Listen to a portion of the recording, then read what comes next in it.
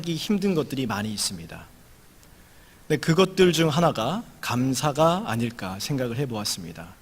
감사하는 것이 쉽지만은 않습니다. 참 어려운 일들 중 하나인데요. 첫사람 아담이 타락을 하게 된 이후 인간은 고통과 이 두려움이 아주 뒤범벅된 그런 세상을 살아가게 되었습니다. 그래서 열심히 일하고 애쓰는데, 수고하는데 그에 합당한 열매를 거두지 못할 때가 있습니다. 결과가 제대로 나오지 않는 것입니다. 가정이나 사회, 나라, 지금 포항에 지진이 일어나는 듯한 이러한 천재지변, 이런 것 할 것 없이 온통 우리 주변에는 문제투성입니다. 특히 지금 우리가 살아가는 세대를 돌아보면 못 하나 제대로 돌아가는 것이 없을 정도로 참 한숨밖에 나오지 아니하는 문제투성인 세상을 살아가고 있습니다. 원치 않은 일들을 만나서 슬퍼하고 아파할 때가 많이 있습니다. 그렇기 때문에 불평하고 원망하는 것은 참 자연스럽고 쉬운 데에 반해서 감사하는 것은 참으로 어렵다는 것입니다. 그런데 오늘 우리가 함께 읽은 성경은 범사에 원망하라가 아니죠. 범사에 감사하라. 이것은 그리스도 예수 안에서 너희를 향하신 하나님의 뜻이라고 그렇게 말씀하고 있습니다. 범사란 좋은 일뿐만이 아니라 어렵고 힘든 일까지도 다 포함하는 것입니다. 항상입니다. 어떤 일이 일어나든지 좋은 일이 있을 때 감사하는 것은 참 쉽지요. 그런데 어렵고 힘든 일이 일어날지라도 그때 감사하라는 것입니다. 어찌 우리가 범사에 감사하며 살 수 있습니까? 이것이 쉬운 것입니까? 참으로 어려운 것입니다. 그런데 왜 하나님께서는 우리에게 이러한 지키기 참으로 힘든 말씀을 주시면서 범사에 감사라고 명령하십니까? 도대체 이 범사에 감사라는 명령은 우리에게 어떤 의미가 있을까요? 범사에 감사하라, 이 말씀은 감사하라라는 명령이자 또한 범사에 하나님께서 우리의 감사의 조건이 되어 주신다라는 약속이기도 합니다. 명령인 동시에 약속이에요. 늘 감사의 조건이 끊이지 않게 우리와 함께 해 주시겠다라는 하나님의 이 보배로운 약속입니다. 감사한 일보다 불평할 일이 더 많은 이 세상 속에서 항상 우리의 기쁨의 원천이 되어 주시고 늘 끊이지 아니하는 감사의 조건이 되어 주시겠다라는 하나님의 약속인 것입니다. 시편 22편을 학자들이 십자가의 시편이다라고 이야기합니다. 왜냐하면 시편 22편이 읽어보시면 나의 하나님 어찌하여 나를 버리십니까?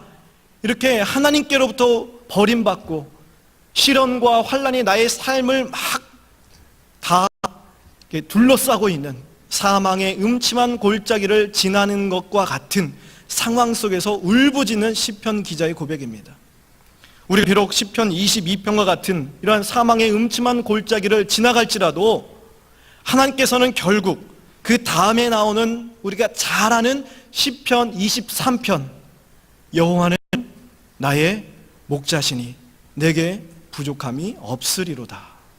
이러한 고백을 할 수 있도록 우리 삶 가운데 기쁨이 원천이 되어주시고 늘 감사의 조건이 되어주신다라는 아주 보배로운 약속이 담겨있는 명령문입니다.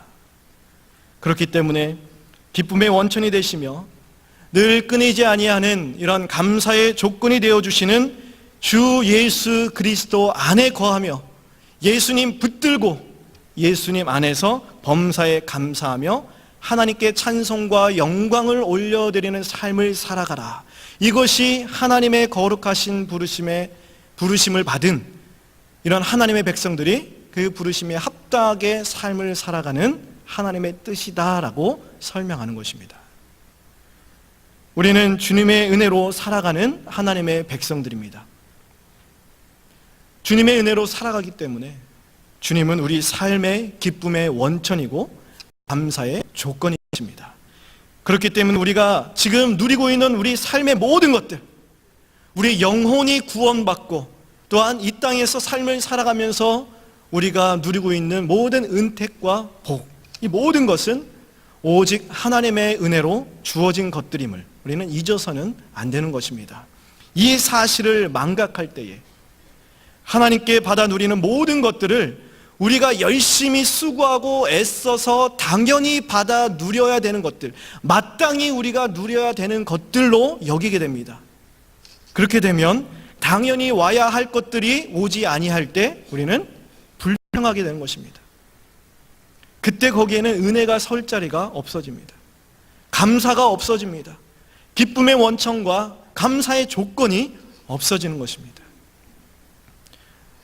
주님만이 우리 삶의 기쁨이고 주님만이 우리 삶의 감사의 조건이 되어주신다는 이 사실을 놓치지 말아야 합니다.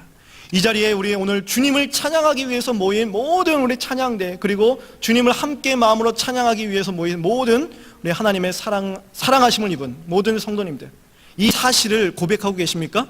주님이 우리의 항상 기쁨의 원천이 되어주시고 우리 삶 가운데 마르지 아니하고 끊이지 아니하는 이 감사의 조건이 되어주신다는 이 고백, 여러분 이 고백을 붙들고 계십니까?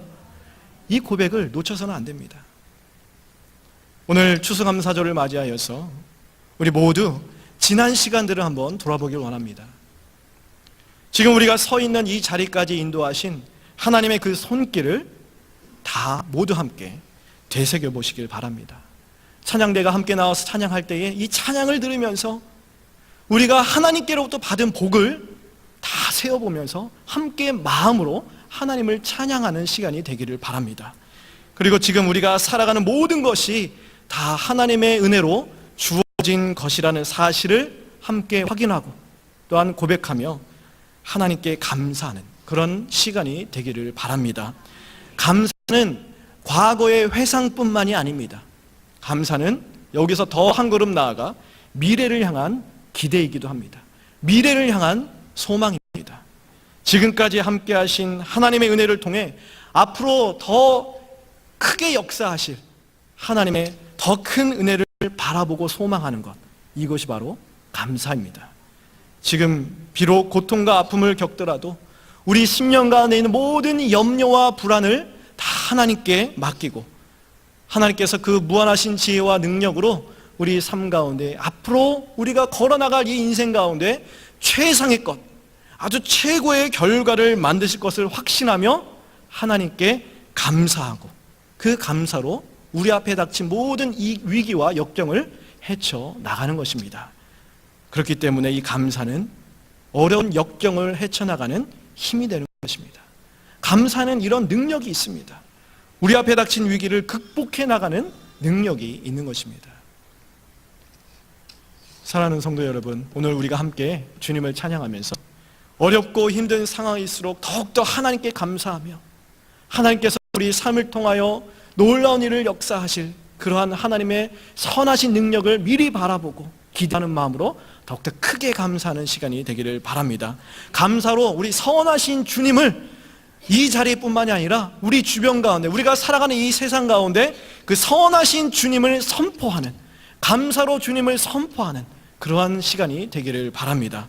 그래서 넘칠 때나 부족할 때나 하나님이 우리에게 베푸신 이런 은총들을 우리 기억의 수면 위로 막 이렇게 떠오르게 해서 떠올려서 그것을 사다리 삼아 선하신 주님께 더욱더 가까이 다가가며 범사의 감사로 하나님을 찬양하는 그런 삶을 살아가는 이 자리의 모든 주님의 백성들 되기를 간절히 바랍니다. 함께 기도하시겠습니다.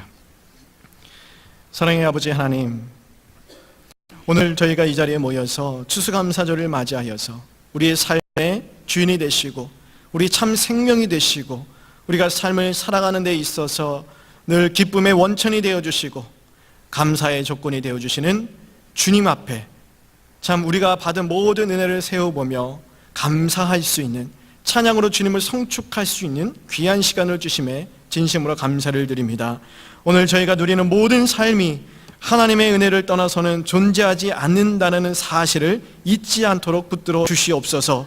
그리하여서 넘칠 때나 부족할 때나 오직 하나님만을 바라보고 하나님의 은혜를 구하며 또한 그렇게 감사하며 하나님의 영광된 삶을, 하나님께 영광 올려드리는 삶을, 하나님의 기쁨이 되는 삶을 살아갈 수 있도록 저희를 붙들어 주시옵소서. 오늘 우리의 찬양을 기쁘게 받아주실 예수 그리스도의 이름으로 기도드립니다. 아멘.